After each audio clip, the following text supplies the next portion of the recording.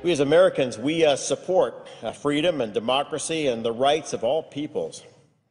But as Gaza taught us in 2006, free elections by themselves do not make up a democracy. There are times when people are offered a chance to elect party leaders that offer them only one election to affirm a dictatorship. We can also learn from the year 1938 that the dangers of ignoring developments abroad are huge. Now, in the wake of the Arab Spring, we turn away from that region at our own peril. Now, on November 28th, the first stage of the Egyptian elections began, which will inaugurate a new electoral system forming a bicameral legislature. This first stage determines about 30% of 498 seats for the government's lower chamber called the People's Assembly.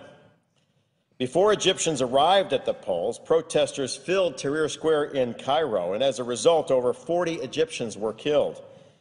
Many are objecting to the military's interference in the electoral process and the decision to force elections well before secular parties had a time to build their capacities. According to public polling and sources on the ground, this will likely hand an electoral victory to the Muslim Brotherhood and more radical Islamic elements within Egyptian society. Although elections will last until March of 2012, the prediction of a Muslim Brotherhood victory is already becoming a reality. Early data shows an alarming trend of Islamicist domination of the Egyptian parliament. On December 5th, the High Electoral Commission announced that leaders of the Freedom and Justice Party, that's the political arm of the Muslim Brotherhood, had received a plurality of 36% of the vote, while the secular Egyptian bloc had gained less than 12%. When we include the runoff elections, which took place last week, it appears that the Muslim Brotherhood has won 73 out of 150 seats, or 49% of the currently contested outcomes. This is the same party that led a pre-election rally of 5,000 chanting, quote, "One day we shall kill all the Jews," and another quote, "Tel Aviv, Tel Aviv, Judgment Day is coming." While many expected the Brotherhood to do well, there were other surprises. Salafist parties made up of anti-Western hardliners who follow a particularly radical version of Islam are also faring particularly well. Surpassing predictions, they received 24% of the vote in the first round. Importantly, these elections also included so-called liberal districts of Cairo and the Mediterranean port city of Alexandria. The weakness of liberal parties, namely their inability to reach out to voters effectively with a serious agenda, is now fully exposed. Islamicists are taking full advantage of deeply rooted networks that extend from the mosques into Egypt's poor districts, and their grip in the traditionally conservative areas of Alexandria proved particularly tight. And these areas are also home to a majority of the Coptic Christian community. It's clear that if Islamist parties and candidates continue their currently won gains in other elections, they will capture 60% of the national vote in Egypt. This will situate the new Egyptian parliament around deep ideological differences between Salafis and the Muslim Brotherhood and liberal groups, making the Brotherhood the power brokers between Egyptian left and right. Now, what does this all mean?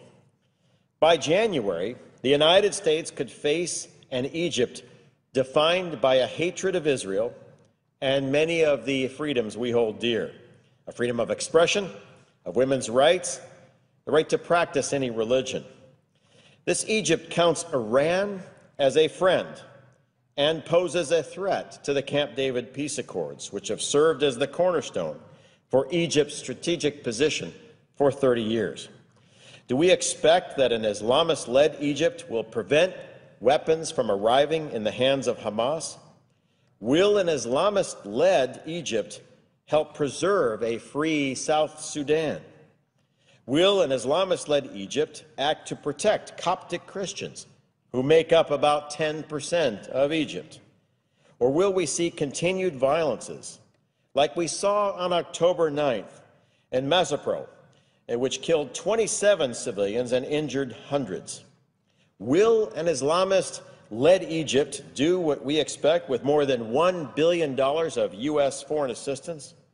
Will they continue to share intelligence and to work against terrorism?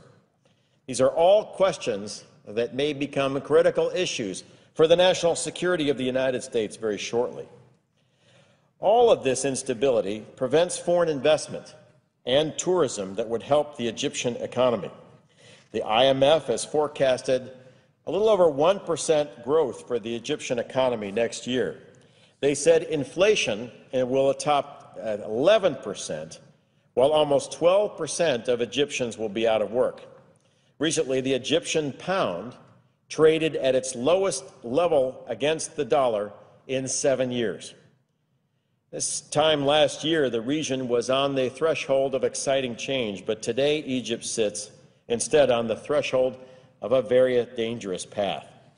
The United States, and especially our State Department in particular, should do what it can to keep Egypt attached to peace and good relations with the West.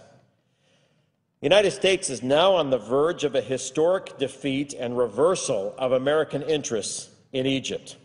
Currently, if there is an Obama administration plan for handling a new Islamist Egypt that rejects peace with Israel and allies with Iran, I don't know it, and I don't know if anyone does. We must keep our finger on the pulse of this process. Liberal voices in Egypt must work to preserve the democratic goals of the January Revolution.